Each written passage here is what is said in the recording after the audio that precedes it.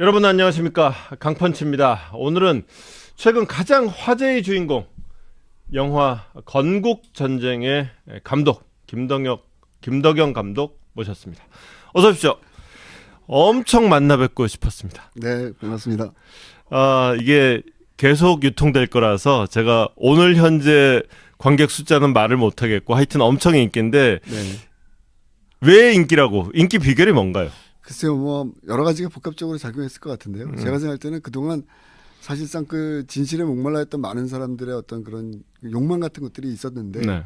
이번에 이 영화가 이제 거의 이승만 대통령을 중심으로 해서 네. 이 사실관계를 좀 정리해 나가는 어떤 그런 이야기들이거든요. 그렇죠. 가장 대표적으로 뭐 런승만이라 그래서 네. 한 딸이 끊고 먼저 도망친 대통령이다. 네. 그러니까 사실 우리의 부끄러운 과거의 한 단면으로 사실상 우리한테 있었는데, 이것이 이제 완전히 뒤집어진 거죠, 어떻게 보면은. 완전히 부정적인 대명사로만 알고 있었는데, 네. 야, 이분 대단하다. 근데 이런 것들이 곳곳에서 터져 나오면서 계속 이제 입소문이 났던 것 같아요. 그러게요. 공부를 했던 사람들은 접했던 거라도 그냥 일반적으로 미디어로만 접했던 사람들한테는 굉장히 놀라운 얘기들도 많았을 텐데, 사실은 흥행이 되기 힘든 소재였을 텐데, 감독으로서 이승만이라는 인물을 재평가하는 다큐를 만들겠다. 왜 그런 선택을 하셨어요? 제가 그런 질문 많이 받았는데, 네. 사실 이거 2001년도에 처음 이제 한번 해볼까 하고 기획할 때, 2001년도에. 네네, 2001년도 초에 온 집안이 반대를 했습니다. 뭐 집사람들부터 시작해갖고 다 반대하고, 아는 지인들까지도 찾아와갖고, 아니 왜 또 그 무덤을, 자기 무덤을 스스로 팔려고 그러냐. 이 이승만이라는 단어는 건드리면 안 되는 단어다. 절대로 건드리면 안 되는 단어인데 왜 이거를 지금 하려고 그러냐. 뭐 약간 좀 놀았냐. 2001년의 분위기 네. 그랬죠. 네. 왜냐하면 2020년도에 제가 사실 고생을 많이 했거든요. 네. 김일성의 아이들 16년 걸렸어요. 그 영화 그게 완성시키는데. 16년 걸렸구나. 16년 걸려갖고 완성을 시켰는데, 이제 좀 사실 그리고 그게 돈을 못 벌었거든요, 진짜로. 인정은 받았지만 네. 상업적으로는 별로. 아니 그 코로나 때였잖아요, 또. 그렇죠. 그 시대적 상황도 있었고. 그렇죠. 그러다 보니까. 국내에선 별로 알려지지도 네, 않았어요. 그렇죠. 해외에서는 좀 많이 알아졌는데, 그래서 이제 좀 돈 되는 영화를 해라. 근데 왜 이승만이냐. 근데 이제 저는 사실은 모르겠습니다. 이게 이제 제가 다큐멘터리 30년 하는데, 네. 다큐멘터리 감독으로서 어떤 깜이라 그럴까, 그런 것도 좀 있었고, 또 분명한 동기도 분명히 있었고요. 네. 네. 그 동기는 뭐였어요? 저는 여기 좀 길게 해도 되나요? 말씀하세요. 네. 네. 사실은 2020년에 김일성의 애들 끝나고 나갔고, 네. 이게 이제 제가 어떻게 하다 보니까 북한 전문 연구가 된 거예요. 16년을 들여다보니까. 당연히 그렇죠. 네. 그런데 마치 머릿속에 잔상처럼 남는 게 하나 있었어요. 그게 뭐냐면은 이승만 정부에 대한 북한의 입장이었어요. 굉장히 강도 높게 이승만 정권을 비판하는 거예요. 근데 잘 아시겠지만 이승만 정권은 1960년 사실 막을 내린 정권이잖아요. 그렇죠. 존재하지 않는 정권인데 그것이 80년대, 90년대, 2000년대까지도 계속 이어지는 거예요. 그러게. 저는 저널리스트 입장에서 정말 좀 호기심이 생겼어요. 아니 이게 왜 얘네들이 왜 이렇게 이승만의 목을 매나. 네. 그럴 상황이 아니지 않습니까, 지금. 네. 그래서 이제 결국 그때부터 이제 이승만을 좀 파기 시작했죠. 그래서 한 3년 반 동안 이승만 짜 들어가는 책들은 웬만한 건 이제 좀 다 봤죠, 사실. 그렇게 하다가 결국에는 이제 정말 그 진실의 뚜껑을, 진실을 어떤 거짓에 덮여있던 진실의 문을 여는 그런 느낌을 좀 받았습니다.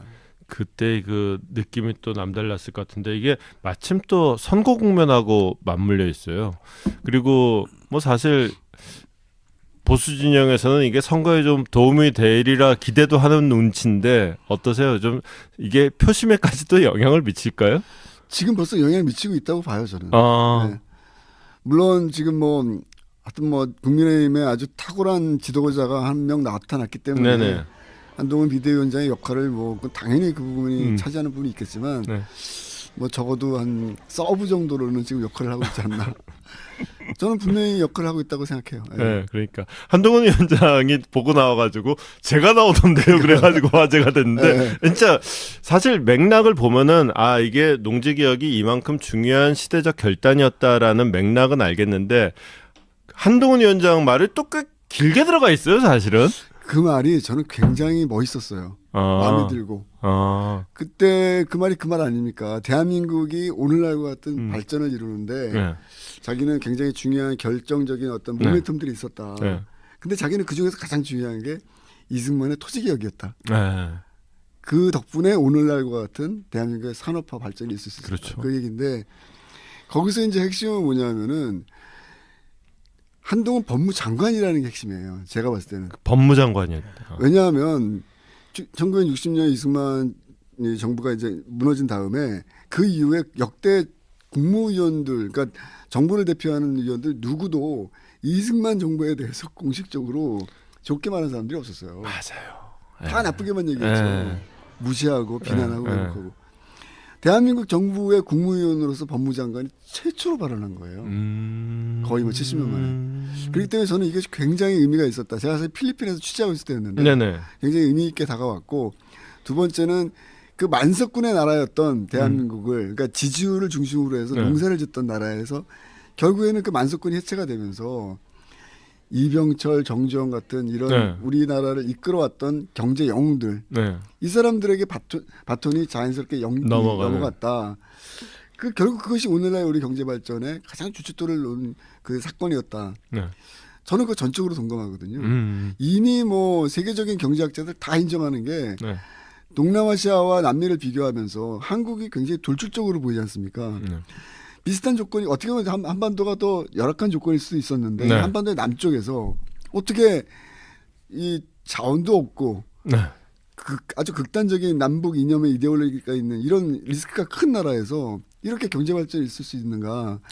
결국 경제학자들이 주목하는 부분은 대한민국에 있었던 1950년 토지개혁이에요. 토지개혁이다. 네. 이미 경제학자들도 인정을 하고 있거든요. 네. 필리핀도 거기에서 발목이 잡혀서 여전히 그 단계에 머물고 있다가 그렇죠. 이제 그 영화에서 나온 얘기인데 네.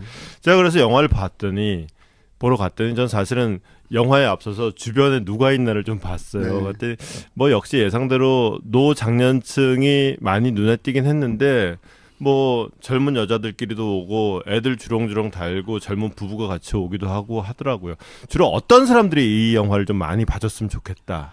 저는 무조건 젊은 사람들이죠. 영화는 사실 매체 자체가 젊은 사람들을 위한 매체이기 때문에 그리고 이 영화가 사실상 대한민국의 미래를 놓고 벌이는 일종의 굉장히 중요한 한판 싸움이에요.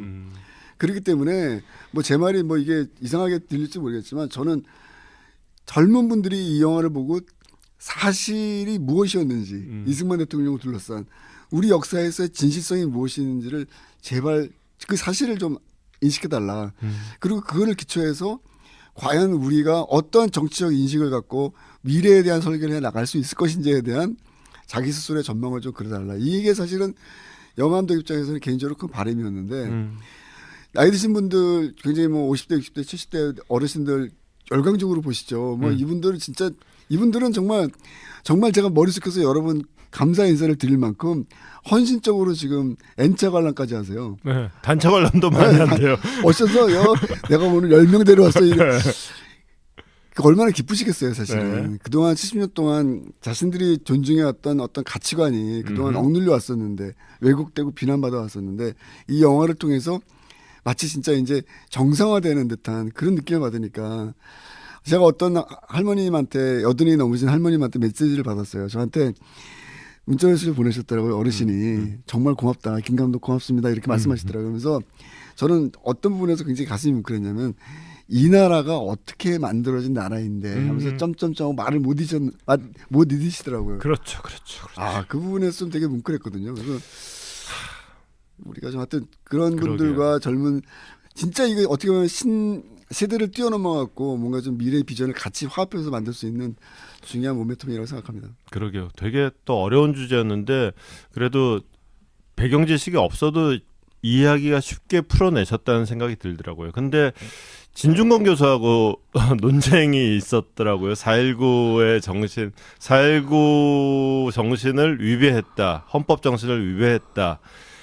저는 솔직히 영화를 안 보고 한 말이 아닌가 싶어요. 왜냐하면 제일 먼저 4.19부터 영화가 시작이 되는데 그리고 이승만 대통령 본인 입으로 그러잖아요. 4.19 정신을 본인이 존중하는 언급이 그 영화 자체에 나오는데 어떻게 보셨어요? 그래도 논쟁이 한번 지나가긴 했지만. 아 역시 우리 강 부장님이 진짜 저에게 아주 큰 또 힘을 또 실어주시네요. 이 진중권 얘기는 사실은 뭐 질문이 없었던 것 같은데요. 아, 제가 그래서 새로 드린 질문 안 그래서 받으셨구나. 아니 굉장히 중요한 질문이에요. 사실은 뜨거운 질문이기도 하고. 아니 사실 뭐 개인적으로 진중권 교수 미워하지 않아요. 네. 만난 적도 있고 개인적으로 뭐 좋아하는 부분도 있고 그런데 이분이 뭐 지금 말씀하신 것처럼 이 건국전쟁이 4.19 정신을 훼손했다. 그리고 두 번째는 역사 수정주의에 빠져 있다. 그래서 마지막에 영화 감독들은 이런 영화 좀 만들지 말았으면 좋겠어 이 얘기하더라고요. 세 가지. 그래서 제가 조목조목 세 가지에 대해서 제 나름대로 아주 공손하게 좀 비판을 했죠. 첫 번째로 4.19 정신이라는 것은요. 말 그대로 자유를 위해서 우리가 불의에 항거하는 정신이에요. 그렇지 않습니까? 네. 그게 우리의 가장 이 4.19가 지니고 있는 역사적 의미라고 저는 생각하고 후대에도 물려줘야 될 정신입니다. 불의한 것을 눈으로 보고 눈 감지 말고 맞서 싸워서 그걸 바로 잡아라. 자, 지난 70년 동안 이번 정전쟁 영화를 김주경 교수가 안 봤다는 첫 번째 근거입니다. 이번 영화에서는요. 조목 10여 개의 카테고리로 제가 기억해 15개인가 되는 카테고리인데 지난 70년 동안 우리 사회에 있었던 이승만 대통령에 대한 온갖 비난과 왜곡과 무슨 욕지거리까지 나오는 심지어 살인마라는 말도 나왔고 뭡니까 플레이보이라는 얘기도 나왔어요. 말도 안 되는 건데 다들 이 하나하나의 것들을 다 제가 객관적인 자료를 찾아서 반박하고 증명한 거거든요. 자 그렇다면 우리가 사실을 왜곡시키는 이 거짓의 이데올로기가 70년 동안 존재했다는 이 자체가 저는 불이라고 봐요. 옳지 못한 거 아닙니까? 그럼 이거를 뒤집어 엎는 게 4.19 정신의 복원이에요. 저는 그렇기 때문에 4.19 정신을 훼손했다는 생각이 전혀 들지 않고 그럼요. 오히려 4.19의 정신을 존중하고 이승만을 통해서 사실에 대한 힘이 사실의 진실이 무엇인지를 갖다가 국민들에게 알리기 위해서 노력했다는 것이죠. 그렇죠. 네.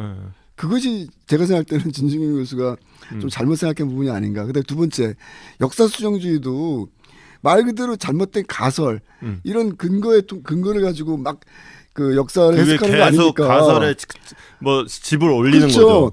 아니 가장 대표적으로 브루스 커믹스라고 왜 뭐 정치학 하시는 분들 알겠죠. 역사학이나 정치학 하시는 분 저는 알겠지만 대학 입학하면 일단 한번 읽고 넘어간 옛날에 책이었어요. 그랬잖아요, 사실은. 그렇죠. 그 사람 지금 명함도 못 내밀어요. 세계 정치학계나 네. 역사학계에서. 이유가 뭔지 아세요? 가장 대표적인 역사 수정주의거든요. 정확하지 않은 근거와 가설을 가지고 한국 전쟁을 뭐라 그랬습니까? 내전이라고 그냥 했어요. 어차피 일어날 전쟁인데 네. 한반도에서는 뭐가 중요하냐?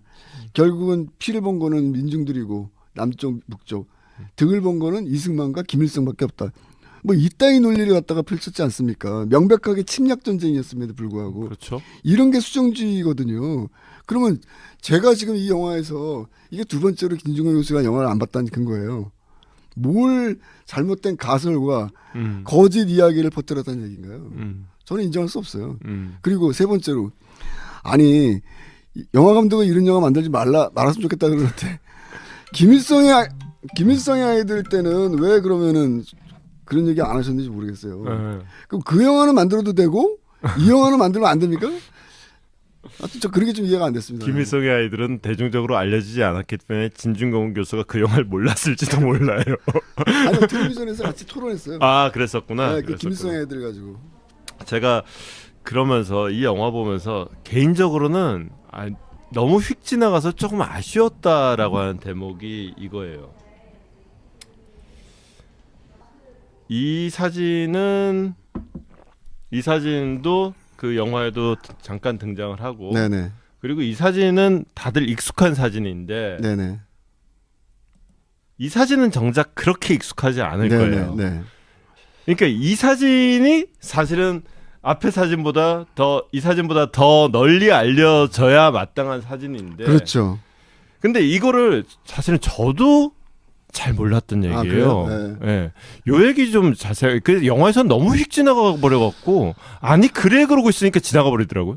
이게 이제 영화가 사실은 100분이라는 한정된 시간 안에 모든 얘기를 해야 네. 되기 때문에 사실 아주 어떤 부분을 디테일하게 다 함께는 좀 부족한 부분이 있었는데 지금 여러분들 화면에서 보시는 저거는 한강철교가 아니에요. 한강대교가 아니에요. 네.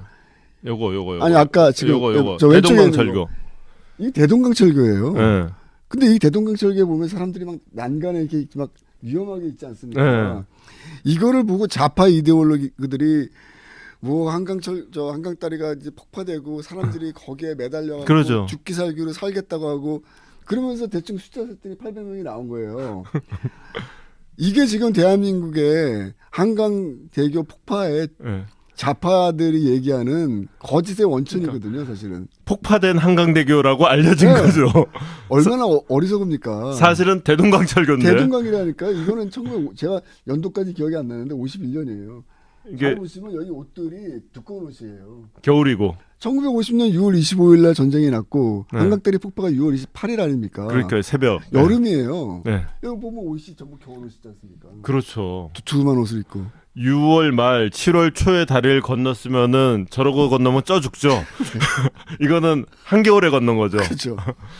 그런데 요 사진까지는 저는 사실 얘기를 들은 적이 있었어요. 근데 문제는 이 사진은 저도 잘 몰랐어요.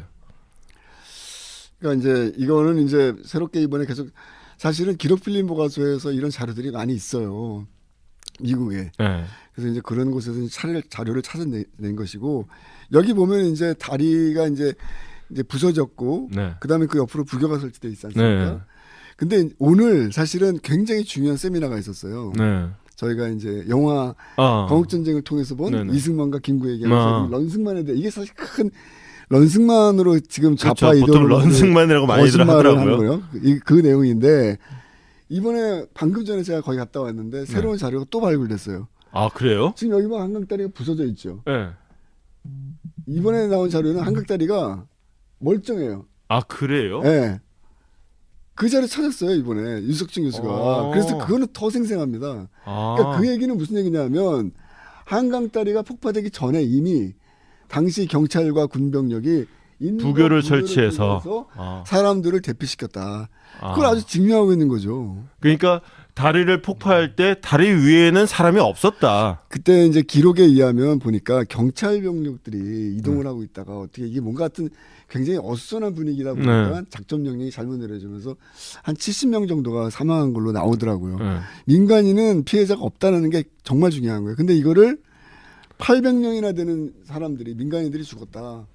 이렇게 얘기하고 있었던 거 아닙니까? 그동안에. 그러니까 아마 그 당시의 기술로 이걸 폭파시키려고 그러면 요즘처럼 무슨 F-18 전투기가 가서 한 방에 날려버리는 게 아니라 다이너마이트를 그렇죠. 수도 없이 설치를 했을 거고 그렇죠. 그거를 터뜨리려고 그러면은 사람도 엄청 많이 들어가 그렇죠. 있었을 네. 거고 그러다가 뭐 서로 연락책이 잘 안 돼 있으면 터뜨린다 그랬는데 아직 못 빠져나온 사람도 있었을 수도 있는 거고 다만 그거 폭탄 설치하고 있는데 옆에 민간인들이 왔다 갔다 하고 있지는 않았을 것이고 그렇죠.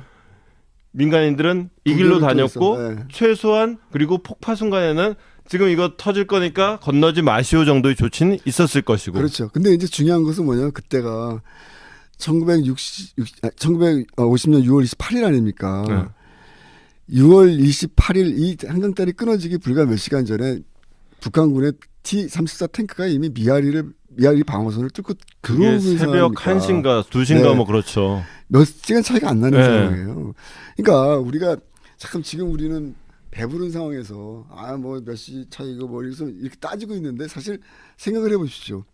그 당시 1950년 6월 28일로 돌아갔을 때 얼마나 긴박하고 정말 제정신이 아니었을 것 같아요. 그리고 그 당시에 여러 가지 감청 기록들을 보면은요, 이 기록들이 막 혼선도 있고 작전 명령도 이상해지고 막 여러 가지 오보도 나오고 굉장히 복잡한 상황이에요. 그렇기 때문에 이 상황들은 우리가 그 당시에 이 굉장히 우리가 아놈이라고 그러죠. 그 당시에 그 혼란과 비극적인 상황 그 자체로 바라봐줘야지.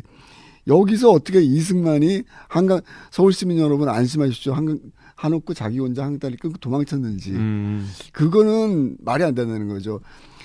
그 민주화운동 오래 했던 민경호 대표가 굉장히 중요한 굉장히 의미심장한 얘기를 했어요. 이 양반이 무슨 말을 했냐면은 자기가 4.19에 대해서는 그래 나름대로 연구를 많이 한 사람이다. 그런데 2000년대 이전까지 런승만이라는 단어는 존재하지 않았다. 2000년대 이후에 등장한 새로운 개념이다라는 얘기예요.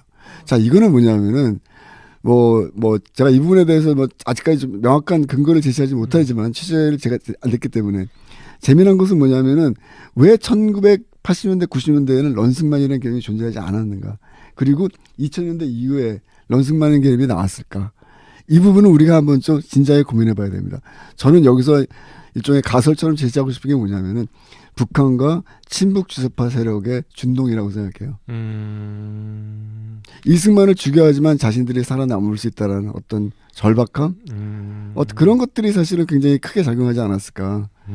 그리고 그 시기에 집중적으로 이승만에 대한 아주 인신공격형의 비난들이 집중적으로 가해집니다. 플레이보이라는 얘기도 사실은 그 비슷한 시기부터 나오기 시작해요. 처음부터 이승만이 플레이보이다 이런 얘기가 안 나왔어요. 그 즈음부터야 나왔다. 네. 그러면은 그 얘기인데 사실은 그 얘기는 진작부터 좀 비교적 꽤 일찌감치 교통 정리가 됐던 얘기거든요. 그 이승만의 문제의 라디오 방송은 없었다. 안심하고 서울에 계십시오. 서울을 사수하겠습니다. 이 라디오 방송이 없었다는 거는 제가 몇 년도인지 연도는 기억이 안 나는데 꽤 몇 년 전에 이미 확인이 됐잖아요. 그렇죠. 네. 역사학자들이나 전문 연구가들은 이미 다 알고 있었던 얘기들인데 기사도 전 보긴 본 것 같아요. 근데 널리 전파가 안 된 것 같아요. 그렇죠. 대중적으로 이렇게 확산되고 전파되고 그러면서 대중들이 갖고 있는 이 런승만의 이미지를 극복해낼 수 있을 만큼의 그런 어떤 움직임들은 없었던 거죠. 이번에 처음으로 건국전쟁이 지금 그런 바람들을 일으키면서 그걸 이제 대중적으로 그 널리 인식을 알리는 역할을 한 바꿔놓고 거죠. 있는 거죠, 사실은. 그런 거죠. 그 인식을 지우려면 근데 건국전쟁 이후에 계속 어떤 움직임이 있긴 있어야 될 텐데 지금 어떤 것 같아요? 좀 충분히 일어나고 있는 것 같아요? 어떤가요? 앞으로의 움직임들 말씀하시는 거예요? 지금 이미 좀 후속 뭐 움직임 예고라든가? 전 사실 거기까지 솔직히 파악을 못하는데 저는 이제 그 부분에서 그 질문에 답을 드리고 싶은 게 우리 국민 여러분들 모두가 같이 고민해야 될 부분이 한 가지가 있습니다. 그러니까 나치의 선전상이라고 불리는 괴벨스가 아주 유명한 말을 남겼습니다. 선전선동은 문장 하나로 끝난다. 한 문장이면 족하다. 하지만 그 문장을 뒤집고 반박을 하려면은 수십 장, 수백 페이지의 문서들이 필요하다. 이거는요 우리가 정말 곱씹어볼 문제거든요. 한강 다리를 끊고 먼저 도망치는 런승만. 한 문장으로 간결하게 정리가 되지 않습니까? 그렇죠. 근데 이거를 지금 극복하는데 70년이 걸린 거예요, 어떻게 보면은. 그러네요. 또 하나 이제 이거는 사실은 저는 여전히 이 건국 전쟁에도 불구하고 논쟁은 남을 거라고 생각하는데 단독 정부의 책임이 이승만에게 있다. 그래서 정읍 발언이 결국은 그 단초였다라는 게 이른바 공부했다는 사람들한테도 거의 상식처럼 돼 있던 일이에요. 근데 이제 건국전쟁에서도 얘기했다시피 그 이전에 이미 스탈린이 북한 정권 수립을 지시를 했고 소련군이 남북 통행도 막았고 이건 알겠는데 어떤가요? 저는 오히려 그 생각을 했어요. 영화를 보면서 김구라는 사람은 국제정세를 이해하지 못했고 이승만은 분단이란 게 어차피 거스를 수 없는 현실이라는 국제정세를 이해한 사람이고 그러니까 이해한 사람과 이해하지 못한 사람 정도의 차이라고 보이긴 했거든요. 그러니까 이제 그 부분에 대한 뭐 우리가 다양한 해석들이 사실 필요해요. 그리고 그런 다양한 해석들이 모아서 사실 우리가 발전이 있는 거 아니겠습니까? 어떤 똑같은 색깔로 했으면 사회가 재미없죠. 그래서 그런 측면에서는 다양한 해석들을 저는 환영하는 입장이고 심지어는 이번 저희 영화에서 굉장히 그 부분은 이제 많은 사람들이 주목을 안 하고 있는데 저는 굉장히 주목할 만한 인터뷰 중에 한 사람이 마이클 블린이에요. 전 그 외교 그러니까 외신 기자 클럽 회장했던 그분이 심지어 그런 말까지 했어요. 일반적으로 한국 사람들은 분단이라는 것을 어떤 그 저주, 그다음에 비극 이런 것으로 생각한다. 근데 영국 저널리스트인 마이클 블린의 입장에서 그리고 오랫동안 한국에 살면서 한국을 관찰해본 결과 분단은 비극이 아니라 축복일 수도 있었다. 굉장히 의미심장한 얘기입니다 지금. 그러니까 우리는 그동안 어떤 오래전서부터 받은 교육에 의해서 통일은 당연한 것이고 분단은 극복해야 되는 것이고 분단은 나쁜 것이야 이렇게 받아 배웠어요. 그런데 그렇죠. 사실상 한 번쯤 이 시점에서 반드시 생각해 봐야 될 부분이 뭐냐 하면 지금 당장 통일이 될 수 있다라고 주장하는 사람은 제가 생각할 때는 둘 중에 하나예요. 정신이 이상한 사람이거나 아니면 매우 친북적인 사고를 갖고 있는 사람이거나. 대한민국 자체만을 놓고 봤을 때는 저는 그러한 흐름은 결코 비현실적이다. 그렇게 현실적이지 못하다. 그렇게 보고 있고요. 오히려 우리가 그 이 한반도의 남쪽을 지켜내는 이 자유민주 체계를 지켜내는 이 소중한 투쟁의 과정 자체가 오히려 대한민국을 더 강하게 만들고 대한민국을 더 모든 나라들이 부러워하는 그런 나라들을 만들었던 이유가 아닐까. 그리고 그 중심에 거듭 말씀드리지만 그 모든 토대를 만든 것이 저는 이승만이었다. 이제는 그것을 인정해야 될 때가 아닌가. 그런 생각이 좀 든다는 것이죠. 그래서 이승만의 재발견, 재평가라는 점에서는 환영할 만한데 저는 영화 보면서 저 역시도 그냥 지난 50년을 이 환경 속에서 살아온 사람으로서 이승만을 재평가하는 건 좋지만 김구가 약간 악인처럼 묘사되는 부분이 나오더라고요. 이 부분은 약간 불편하더라고요. 좀 불편할 수 있어요. 근데 이번에 오늘 그 또 세미나의 또 다른 주제가 김구예요. 그래서 부제가 뭐였냐면 위험한 김구 그 비밀비망록의 네. 진실이라고 이제 발표가 있었는데 그거 진짜 너무 충격받았어요. 그러니까 더 디테일하게 들어가면 김구는 대한민국 설립을 반대한 사람이 명확합니다. 그렇죠. 네. 그걸 좋게 포장하면 분단을 반대한 사람이 되는 거죠. 뭐 그럴 수도 있겠죠. 네. 근데 중요한 거는 뭐냐면은 여기서 이제 가장 중요한 거 지금 말씀하신 것처럼 그동안 그것이 논란이 돼 왔어요. 근데 우리가 분명히 알아야 될 게 뭐냐면 그게 뭐냐면 조선 정치 정세의 의정서에 김구가 사인을 한 거예요. 그러니까 우리가 알고 있죠. 나는 38선을 베고 그렇죠. 죽을지언정 분단이 되는 건 원하지 않는다. 네. 자, 북한에 가서 김일성과 합의를 해서 결론지었던 조선 정치정세 의정서에 사인한 내용의 핵심은 뭔지 아세요? 소비에트식으로 한반도를 통일시키겠다는 거예요. 그렇죠. 김구가 저지른 가장 큰 잘못은 통일만 되면 공산주의가 되든 자유민주주의자가 되든 상관이 없다는 거예요. 말 그대로 통일 만능주의자였다는 것이죠. 그렇기 때문에 지금 현재 우리 체제는 자유민주 체제 아닙니까? 그렇죠. 이런 체제를 유지하고 있는 우리 입장에서는 김구는 대한민국의 설립을 방해했고 더 나아가서는 대한민국의 가장 기본이 되는 자유민주주의를 부정한 사람입니다. 그러게요. 통일을 위해서라면 모든 게 다 가능했다. 그리고 가능할 수 있다라고 믿었기 때문에 김일성과 같이 손을 잡을 수 있었던 거라고 저는 봐요. 저는 더 충격적이었던 장면은 영화 속에서 나오는 게 그러니까 그 누구였더라? 중국 사람 누구가 찾아왔을 때는 유엄한 공사. 이제 그렇죠. 쳐들어오면은 그게 오늘 발표된 주제예요. 네. 그게 유엄한 공사라고. 네. 네. 쳐들어오면은 이제 북한은 당장 쳐들어올 준비 끝났다. 그러면 우리는 끽소리도 못하고 끝난다. 그래놓고는 마이크 잡고 국민들한테 얘기할 때는 북한은 절대 안 쳐들어온다. 이런 이중성을 보였다라는 게 저는 그렇죠. 그건 진짜 몰랐던 얘기였었거든요. 그러니까 그 얘기 조금만 보충해 드리면 유엄한 공사라는 사람은 그 당시에 이제 중국에서 장개석 정도가 밀려나면서 결국에는 이제 뭡니까 이제 정식 외교 관계를 못 맺다 보니까 이제 일종의 이제 공사라고 우리가 불리는. 하지만 분명한 것은 장개석의 이 동북아시아에서의 반공블록의 구상을 누구보다도 잘 알고 그를 대변하는 사람이에요. 그러니까 말 그대로 장개석의 미션을 받고 한반도 김구를 만난 겁니다.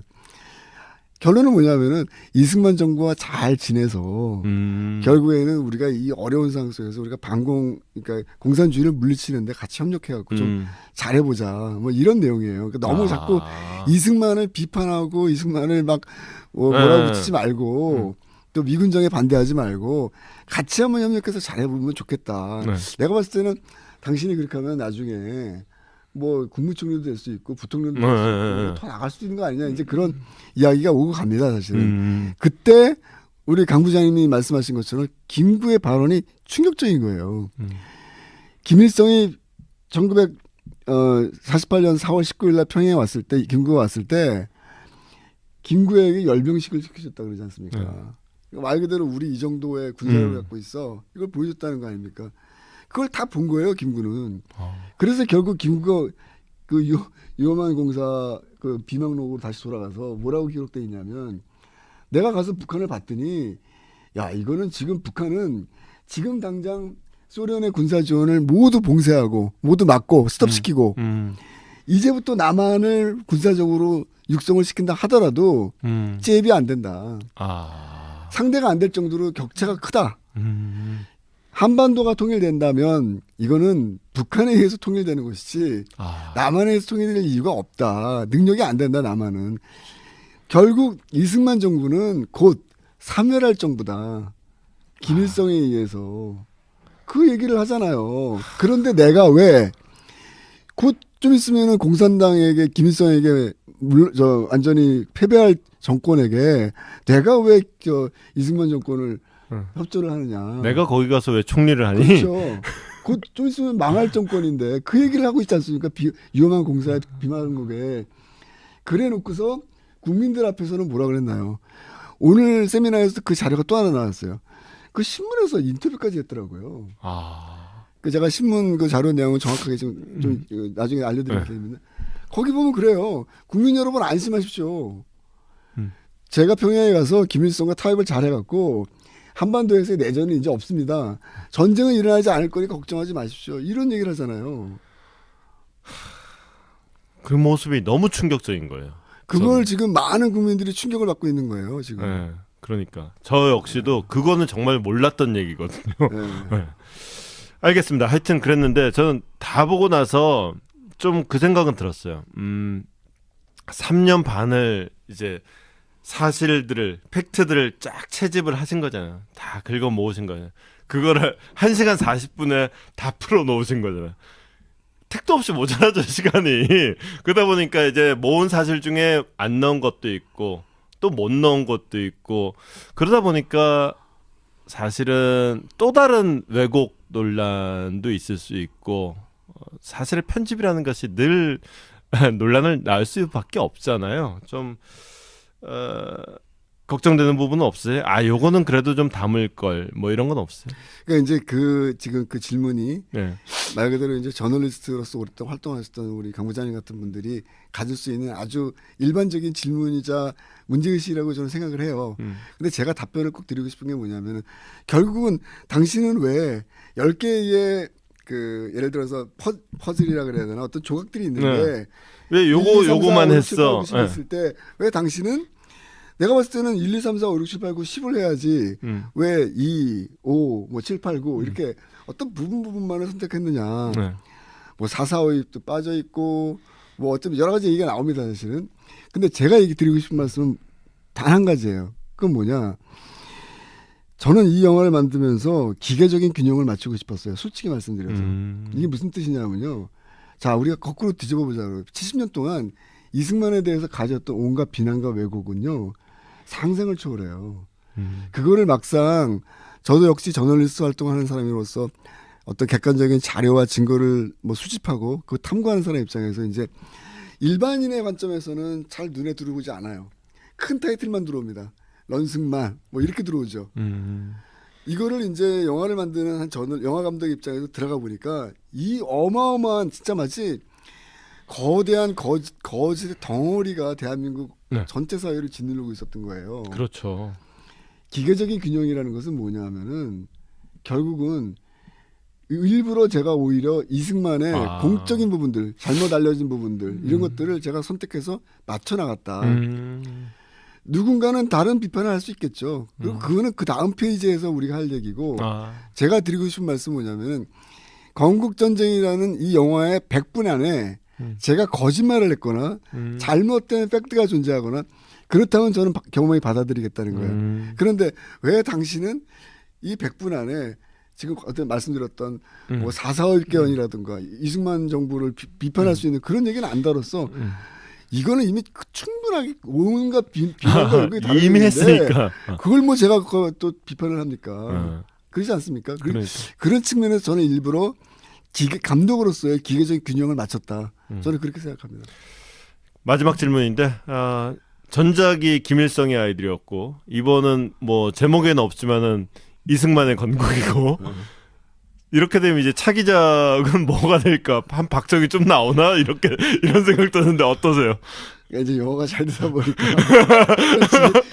영화가 안 됐으면 차기작 얘기 나오겠습니까? 솔직히 뭘 만들지 관심도 없는데 아유 또 영화가 어쨌든 전 국민적인 관심에 또 이렇게 이슈가 돼버리고 많은 사람들이 관심 있으니까 당신 다음에 뭘 만드냐 질문을 받는데요. 일단은 그거는 제가 말씀드릴 수 있을 것 같아요. 이미 준비하고 있는 작업들이 있었다. 한 3년 넘게 계속해서 추적해왔던 어떤 그런 부분들이 있었고 사실 다큐멘터리 감독은 자료와의 싸움을 하는 사람이에요. 기자들은 사실 뭐 비슷해요. 저널리스트 기자들이나 저나.